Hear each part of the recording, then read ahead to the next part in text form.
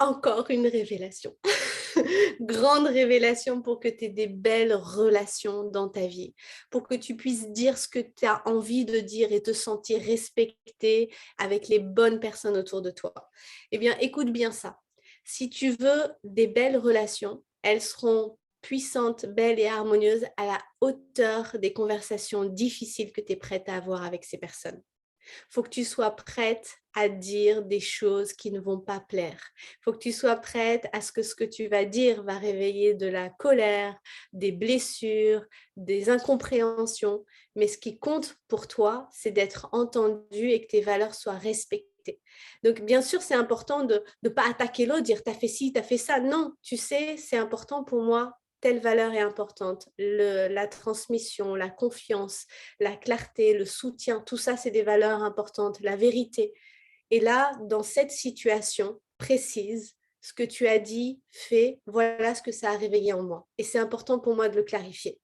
Et quand tu as le courage de dire clairement ce que tu as observé, ce que ça t'a fait à l'autre, eh bien, il y a un nouvel espace qui s'ouvre. Mais pour pouvoir le dire, il faut que tu sois prête à perdre la relation. Et ça, c'est chaud, hein, c'est chaud. Même avec mon chéri, avec mes amis, avec mon équipe, avec mes enfants même. Mais c'est important. Je lâche cette idée, c'est qu'une illusion. Parce que ce qui est vrai, les gens qui t'aiment, les gens qui sont connectés d'âme à âme, avec qui tu dois faire un chemin, on ne les perd pas. On ne perd pas ce qui est pour nous. On ne perd pas la vérité. Les vrais gens, ceux qui t'aiment, ceux qui aiment le déploiement et tout ce qu'il y a de mieux pour toi, tu les perdras jamais dans ton authenticité. Jamais. Il faut juste que tu aies le courage de dire ce que tu as à dire. Tu vas trembler un peu, tu vas avoir peur, tu parles avec ton cœur et tu dis surtout, tu sais ce que je suis en train de te dire. Si un jour tu ne te sens pas bien par rapport à ce que j'ai fait, ce que j'ai dit, sens-toi libre de me le dire aussi. Sens-toi libre de m'énerver. J'apprendrai ce que j'ai à apprendre. Et là, on est dans des relations conscientes, harmonieuses, où on grandit ensemble, dans le respect. Et puis si à un moment donné, ben, ça ne matche plus, c'est OK.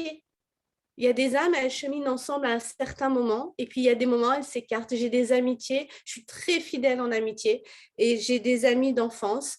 Des fois, on est ensemble pendant 1, 2, 3 ans à fond, et puis pouf, on s'écarte. Et puis 2 ans après, on se retrouve, et puis 1 an après, on s'écarte. Mais ça fait vraiment ça, les relations. Et c'est ça la vraie liberté. C'est je laisse l'autre libre comme des oiseaux, on vole ensemble dans le ciel, mais le but, c'est qu'on déploie nos ailes, c'est qu'on s'inspire, c'est qu'on grandisse et qu'on soit dans des relations. En tout cas, moi, la vérité, le partage, l'authenticité, la sororité, la solidarité, c'est quelque chose d'important pour moi.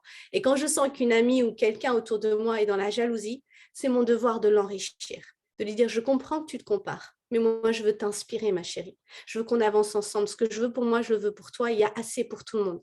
On est dans une conscience d'abondance. Donc, on grandit ensemble. Je t'enrichis, enrichis-moi aussi. Et il y a tout pour tout le monde.